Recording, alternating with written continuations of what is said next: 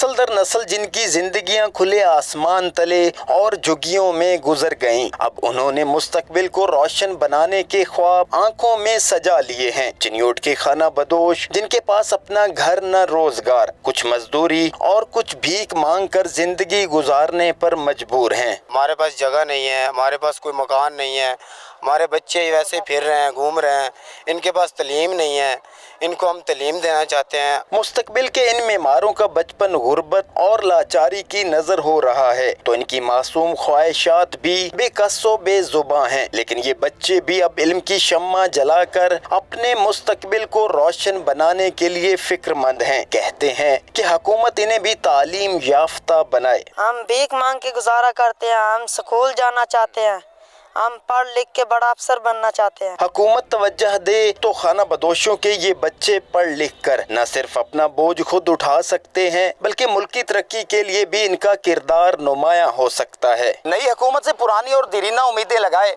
बुनियादी सहूलियात से ना आशना ये खाना बदोश खानदान अहले इक़्तिदार की एक नजर करम के तलबगार हैं। कैमरामैन हाफिज तनवीर के साथ कलीमुल्लाह बलोच, 92 न्यूज़, चिन्योट।